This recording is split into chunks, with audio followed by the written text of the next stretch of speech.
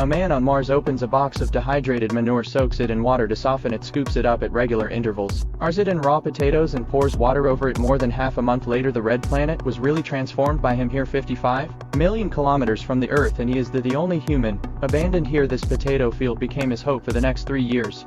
2 months ago a superstorm hit Mars, and he was hit by debris as the team was evacuating, but fate gave him a chance. Buried in the Earth to slow down the loss of oxygen, he survived. Unfortunately, the base was intact except for the communication equipment, which was completely disabled and lost contact with her. The man begins to take stock of his supplies, realizing that he is just over a year's worth of food and it will take 4 years for the next exploration team to arrive. But as he finishes using the restroom, he comes up with a solution for the food. He uses his teammates' feces and a bag of potatoes to complete his 3-year ration. 2 weeks later, potato shoots broke through the ground, and for the first time, an Earth crop grew on Mars. The man's range of activity on Mars gradually expands, and eventually pilots a rover that locates a rover launched in 1997 to establish contact with Earth.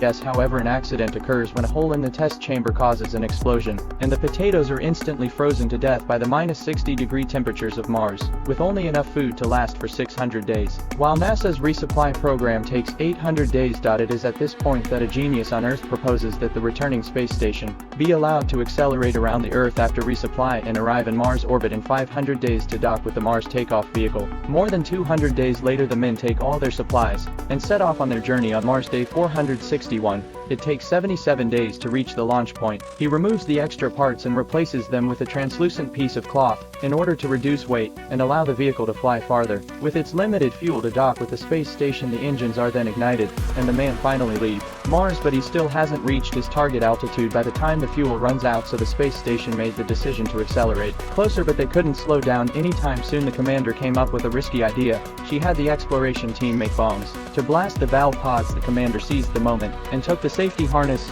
and immediately left the station. Gradually the man appeared in the field of vision, but the actual situation is still deviation. The length of the safety belt is not enough. The distance is still 300 meters, so the man also took a risk and punctured his hand. He used the propulsion of oxygen